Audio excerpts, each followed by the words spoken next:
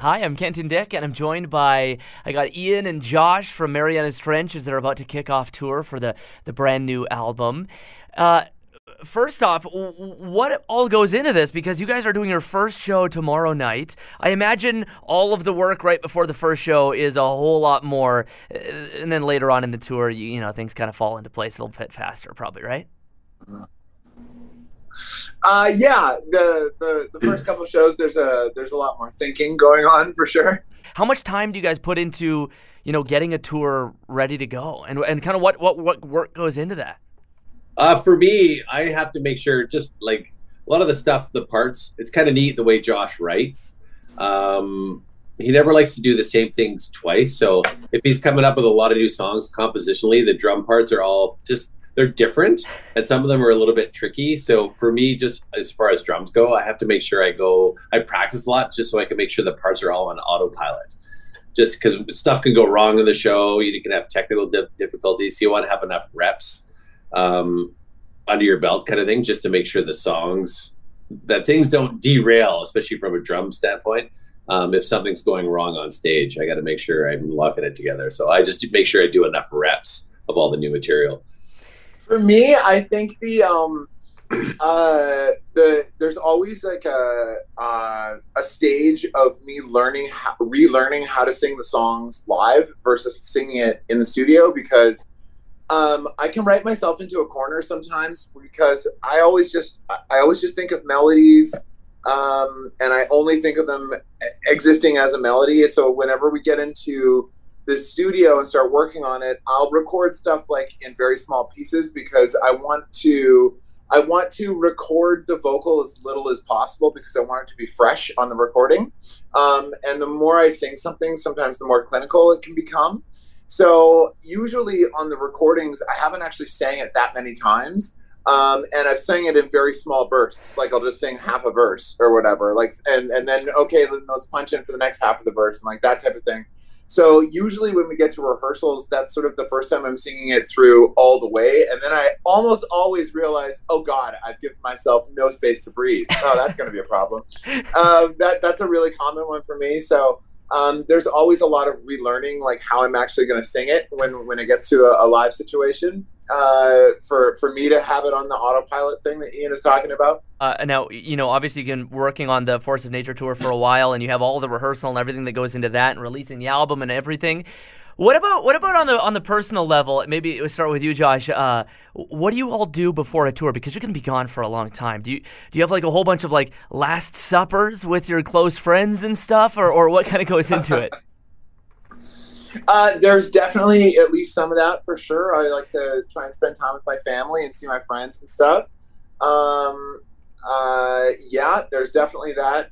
And there's always loose ends to tie up. Like, oh man, I better get this and this done from my everyday life, because I'm not gonna have months to do this now. Things like that. And I am definitely the worst out of the four of us for being organized. I think all of my powers of organization are really just focused on writing our songs and being organized in that category. And I'm a little bit scattered outside of what we do. So I'm the guy who will definitely show up for tour and realize whatever, he didn't bring a jacket or didn't pack any socks or something like that. That's always me. In fact, right now, this morning, as of 1 hour ago, I went across the street to grab some caffeine and realized I have come to Newfoundland without a jacket. He's way better than he used to be, though. Way better. Well, we all grow. How about yourself, Ian? What all kind of goes into the last few weeks before heading out on tour? I guess maybe now I'm a bit older and have kids. That's the tough part. So you spend more time with your kids to try and get some time in, but then your kids used to you almost make it worse. Your kids used to you spending a lot of time with them, and they're like, well, hey, you just spent all this time with me and now you're peacing out. Thanks a lot, Dad. But maybe, I guess, just more getting the house settled and family life settled as much as you can, just to set up, your wife so she's can have an easier time if you're gone. Because I think this first tour we're gone for like 45 days, so yeah. It's a pretty big chunk to be just like see you later. My wife calls me Disneyland Dad. I was like, oh, great, you're leaving me. You get to do all the fun stuff, and then you leave me with all the dirty work. Do you ever get the families to join you partway through for any of those legs, or is that just too much of a hectic mess to add that onto things? I think sometimes, yeah. But like, say you're in New York, we have like 2 days off or just 1 day off. It's like, well, for a family with kids to fly all the way out, it's harder on mom's like, I'm not doing that. She's, like, you go have fun. It's just too hard of a trek, I think, sometimes to do with if you have little ones. Yeah, for sure. Yeah, our days off are few and far between. And also for us, the days off are not, I'm only speaking for myself now, but for me, being on the road is quite taxing on my voice. So for me, like a day off, like I really kind of should just keep to myself and just not do anything and like try and not, because if I'm quite a gregarious guy. So if I'm out with people, I can't help but talk and get into social situations. So for me, it's actually best that I just sort of keep to myself when we have those days off, because they are there for a reason. Yeah, for sure. Now we're going to get to Lightning and Thunder, the new album, in just a few moments here. But first, Josh, I think we chatted about a year ago. It was July of last year. Yeah. You were just releasing the Josh Ramsay show, which is a lot of fun and delving into a whole bunch of different genres and trying some new stuff. What's it like to be back to Marianas Trench and with the whole 6th studio album? Oh man, it's so great. I think when I did that solo record, I think a lot of that was during the time of being socially distanced and the pandemic, and I don't think that record would have necessarily happened had we not had the pandemic, because like the band would have been together and we could have been working on stuff. So I think for me, like coming back to a Marianas record was really exciting. It was kind of like. When we first started working on it, it sort of felt like first day of school kind of thing. Like I was like, okay, we're back. Let's get back to it. And I had a bunch of ideas that I had started on the solo record that I specifically was like, no, I should save this one for the Marianas record, because on that solo record, I didn't want that album to sound like a Marianas Trench album. So if I came up with any ideas during that time that seemed like it would fit the band better, I did save them. Especially one really important one. So there on the record, there's anytime that like the record is a very sort of narrative structure that sort of loosely tells an actual story. So one thing I wanted to do on the Marianas album because of that was anytime the protagonist is represented, like, in a movie, anytime the protagonist does something heroic, they generally have like a little theme music that will go with them. Like, a really quick, not great example would be like anytime Indiana Jones saves the day, we hear bum, ba, bum, bum, bum, ba, bum, right? So I wanted to have a sort of melody like that could be on the Marianas record, that could sometimes be right in your face. Sometimes it could be subtle, and maybe it's strings, maybe it's vocals, maybe it's guitars, but something that represents sort of the hero of the story. And I actually came up with that melody sequence while I was working on the solo record, and I really liked it. And I went, no, I should save this for the Marianas record. And I'm glad I did, because it's on like almost every song. So oh, that's so cool to be adding that sort of thematic thing to it, that cinematic thing. Ian, watching Josh, head off and do, a solo album, do you feel a little bit of FOMO, or are you just like, oh, thank goodness I can take a little bit of a rest here for a second?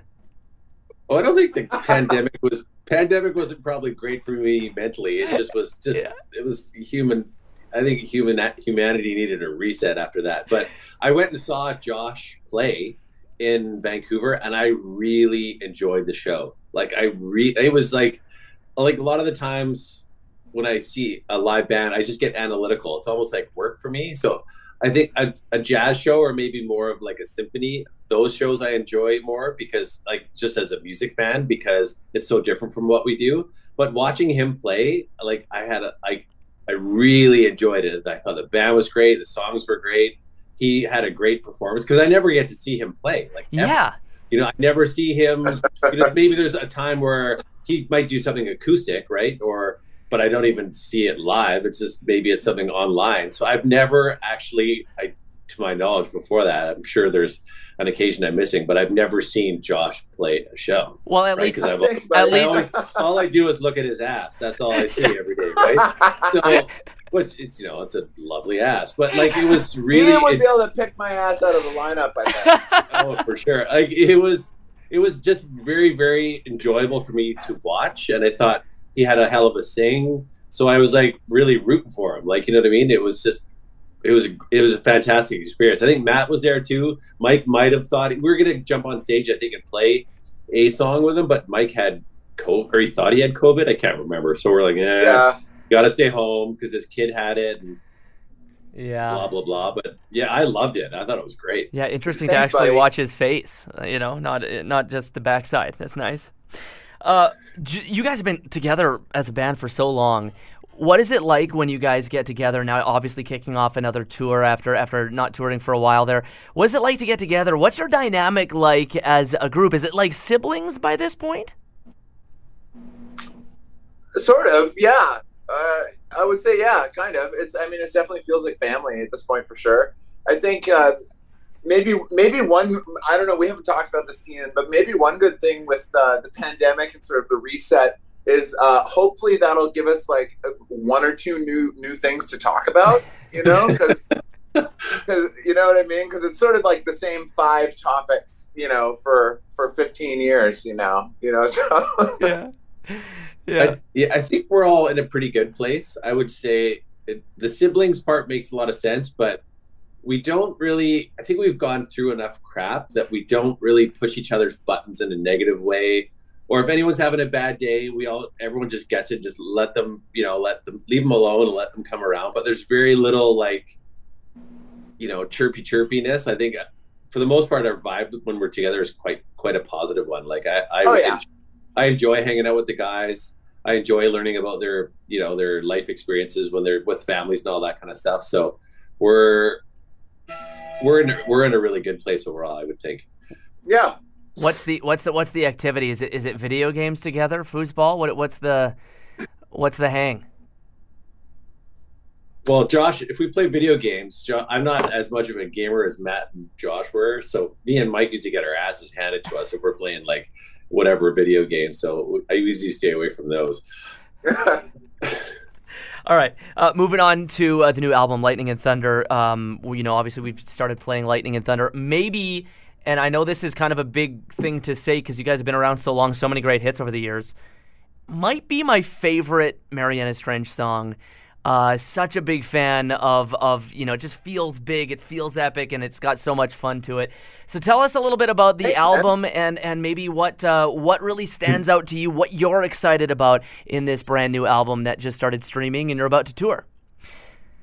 Yeah, thanks so much. I think so the album is loosely based on there was a book written by a writer named Joseph Campbell and called The Hero with a Thousand Faces, and in it he basically analyzed a bunch of like myths and fables and adventure stories, and he basically illustrated that if you simplify all those stories enough down, that they're all actually just one story. And he outlined the basic plot of every one of those stories into what's called the hero's journey. And today, the hero's journey is used sort of as a Bible for screenwriters, novelists, playwrights, anyone writing adventure stories uses the hero's journey as a reference. And it's very simple plot points, but once you get into it, you realize like, wow, he's right. That it really is. Every story is just this one story. So that's basically like the first chapter is always life before the adventure, and generally speaking, the protagonist doesn't fit in that world. So that's like Harry Potter was magic, but he didn't fit in the world with the real people, or something like that.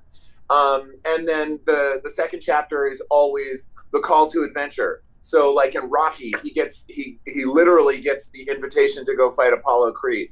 And then there's always the refusal of the call. So maybe the character doesn't think they're up for it, or something external keeps them from being able to answer it. And then the character always meets a mentor, like Luke Skywalker meets Obi-Wan Kenobi.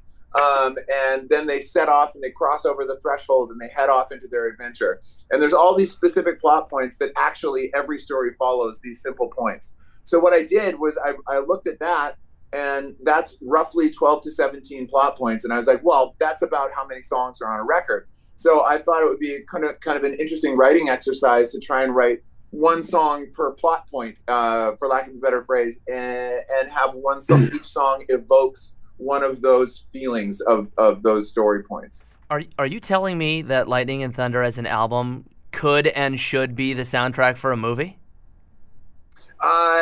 It would be a good. It would really work well for something like that. Yeah, it would. I like it. Maybe we get a Broadway musical going here.